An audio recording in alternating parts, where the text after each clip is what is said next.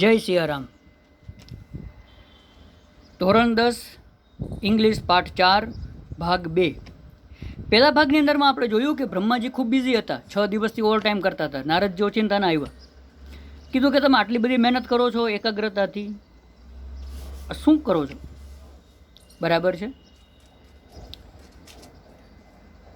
એટલે નારદજીએ ને રસ પડ્યો, તેને કીધું કે ભાઈ આ તમે શું કરો છો? આ જીવમાં તો તમે બહુ વધારે ટાઈમ લ્યો છો. તો કે હા, તારે વધારે ડિટેલ્સ જાણવી છે? તો કે હા. તો કે એના પાર્ટ્સ જે છે ને એ એકદમ મૂવેબલ હોવા જોઈએ, રિપ્લેસેબલ હોવા જોઈએ. એની પાસે ખોડો હોય, એ જ્યારે ઊભા થાય ત્યારે અદૃશ્ય થઈ જાય.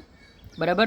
મેં એને એક એવી કિસ આપવાની છે મારે એને, કે જે બ્રોકન લેગથી બ્રોકન હાર્ટ છે એને હાજુ કરી નાખે, અને એ કોઈ પણ ફૂડ ઉપર ટકી રહે. અને એને 6 જોડી હાથ, 6 pairs of hands, 12 હાથ એને હોવા જોઈએ, અને 3 pairs of આઈ, આટલી વસ્તુ એને મારે દેવાની છે. નારદજીને એકદમ આશ્ચર્ય થયું. એણે કીધું કે ઓહો, આ તો માઇટી ઇમ્પોસિબલ ટાસ્ક છે. બરાબર. 6 pairs of hands ના હોય. તો કે ભાઈ 6 pair of hand મને પ્રોબ્લેમ નથી. તો ભગવાન મૂંઝાયેલા કેમાં હતા બ્રહ્માજી? 3 pairs of આઈમાં. એટલે નારદજીને પ્રશ્ન થયો કે ભાઈ 3 pairs of આઈ શું કામ? 6 pairs of hand તો સમજાણ, હાલો કે હજી ભાઈ એને કામ ખૂબ કરવાનું હોય તો વધારે કામ કરવા માટે, પણ 3 જોડી આંખું શું કામ? તો હવે બ્રહ્માજીનો આન્સર આપે છે. 1 pair, પહેલી જોડી, that sees her children through closed doors, બંધ દરવાજે એના બાળકોને જોવા માટે, જે જોઈ શકે.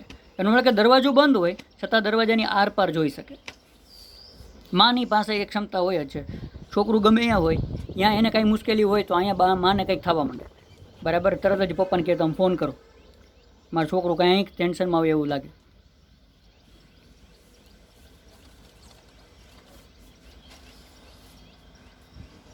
ગરબાની અંદરમાં પણ આવે છે, આપણે ગરબા ગાય એમાં. બરાબર. કે અંબા અભભાઈ પદદાયની રે, એમાં કે બાળ મારો ગભરાય. બરાબર. કોકે પૂછ્યું, પેલી બધી સખીઓ હતી એને પૂછ્યું માતાજીને, બરાબર છે, કે તમે આ ક્યાં ભાગ્યા? તો કે બાત બધી પછી પૂછજો રે, બાળ મારો ગભરાય ભીડ ભંજની, અંબા અભય પદદાયની રે. અંબા એટલે માં. તો માં જે છે એ ક્લોઝડ ડોર્સ જોઈ શકે. એક એની પાસે એક આંખ હોય છે, એક જોડી બંધ દરવાજે જોઈ શકે.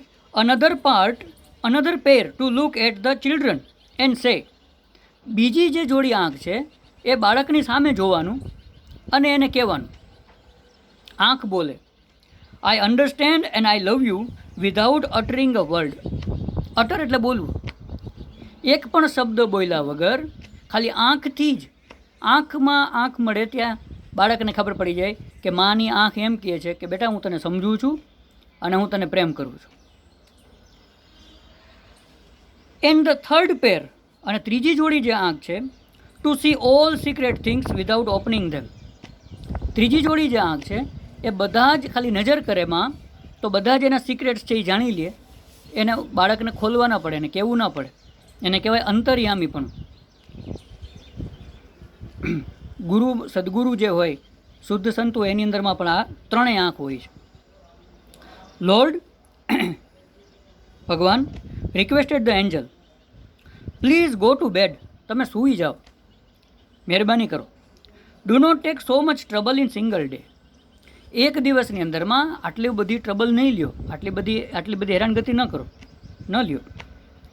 આઈ can not, he refused, refuse, ના પાડવી, હું એવું ન કરી શકું. I have almost completed the work, મેં ઓલમોસ્ટ કામ પૂરું કરી લીધું છે, મોટા ભાગનું. I have put the best of my ideas in to this model, મારામાં જેટલા સારામાં સારા આઈડિયાઝ હતા એ બધા જ બધા જ મેં આમાં નાખી દીધા છે. બેસ્ટ ઓફ માય આઈડિયાઝ, મારા જેટલા આઈડિયાઝ છે, જેટલા પણ મારી પાસે છે, એમાંથી જેટલા બેસ્ટ છે એ બધા મેં આમાં નાખી દીધા આ મોડલમાં. Now this mother will heal herself, હવે આ માં છે એ પોતે પોતાને હીલ કરશે. હીલ કરવું એટલે સાજું કરવું. વેન સી ઇઝ સિક, જ્યારે એ બીમાર પડશે.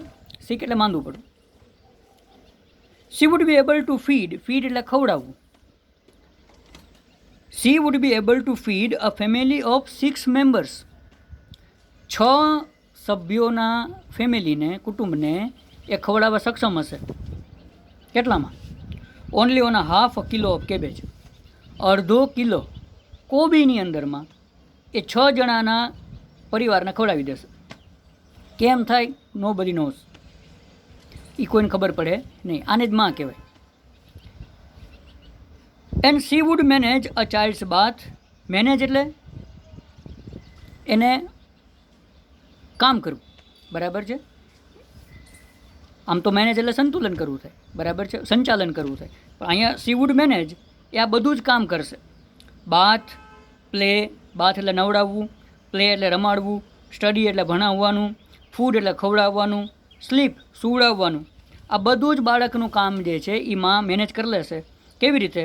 તો કે વિધાઉટ ગેટિંગ ઇરિટેટેડ. ગેટિંગ ઇરિટેડ એટલે ચીડાવવું, જરાય ચીડાયા વગર, મોઢું બગાડ્યા વગર, ચીડાયા વગર. એ આ બધું કરી લેશે. The Angel vent round the model of the mother very slowly. Angel જે છે, દેવદૂત જે છે, બરાબર છે, એ આમ ફરતે ગયા, એક ચક્કર મારી, આપણી ભાષામાં કહે તો પ્રદક્ષિણા કરી. Model of the mother very slowly, એક રાઉન્ડ માર્યો. હી ટચડ it and side.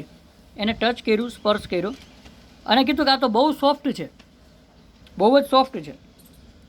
But very tough. પણ ટફ બહુ છે. બહારથી એકદમ સોફ્ટ દેખાય, અંદરથી બહુ ટફ છે. Said the lord excited. Excited થઈને કીધું. You can not imagine. Imagine એટલે કલ્પના કરવી. You can not imagine. તું કલ્પના પણ ન કરી શક. What this mother can do. આ મધર શું કરી શકે. એન્ડ એન્ડ્યોર. એન્ડ્યોર માની સહન કરવું. આ કેટલું કામ કરી શકે અને કેટલું સહન કરી શકે, તું કલ્પના પણ ન કરી શકે. Can it think. એ વિચારી શકે.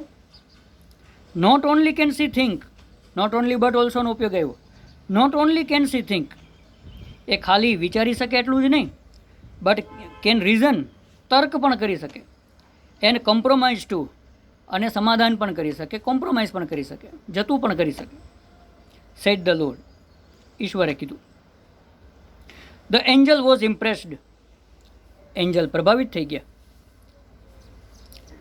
હી went closer to the model. એ મોડલની નજીક ગયા. And moved his finger across the cheek. Cheek એટલે ગાલ. ગાલ ઉપર જરા હાથ સ્પર્શ કર્યો. ફિંગર અડાડી, આંગળી જરાક અડાડી, ફેરવી. Oh lord, her eyes are leaking. એની આંખમાંથી તો ટીપા પડે છે. How did this happen. Happen એટલે બનવું. આ કેવી રીતે થયું. It must be a tear. એ શું હોવું જોઈએ? ટીયર, આંસુ હોવું જોઈએ. I have not put it there. મેં તો એ મૂક્યું નથી ત્યાં, આંખમાં મેં આંસુ મૂક્યું નથી. It is a miracle. The lord exclaimed. Exclaimed એટલે ઉદ્ગાર કરવો, હૃદયનો ઉદ્ગાર અંદરથી આવ્યો. અરે આ તો ચમત્કાર છે. મિરેકલ માની ચમત્કાર. But what is a tear for my lord. હે પ્રભુ, આંસુ શેના માટે? તો માને તો અનેક પ્રકારના આંસુ હોય. તો બ્રહ્માજી અથવા તો ભગવાન કહે છે ઇટ ઇઝ સમથિંગ યુનિક.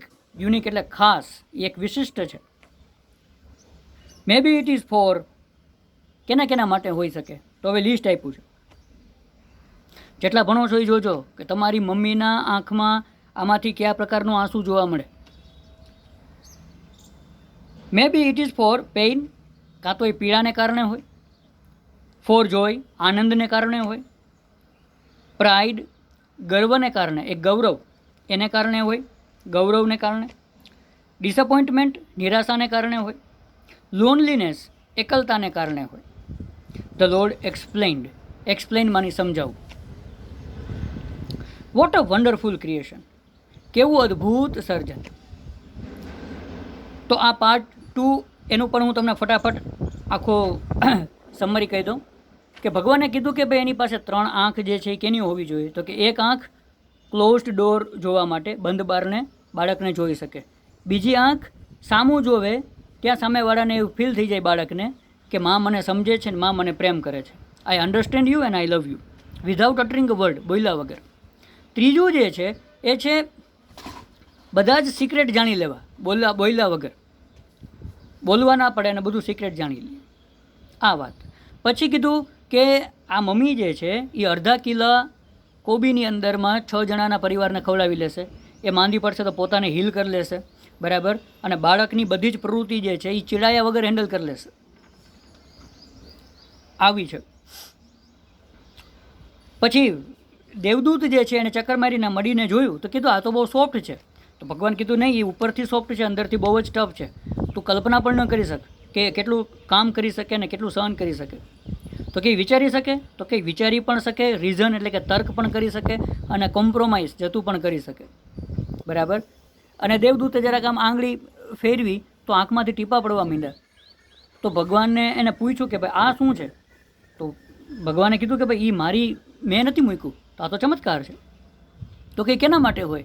તો પછી આખું લિસ્ટ આપ્યું કે પેઇન માટે હોય, જોય માટે હોય, લોનલીનેસ માટે હોય, ડિસઅપોઇન્ટેડ માટે હોય, પ્રાઇડ માટે હોય, બરાબર.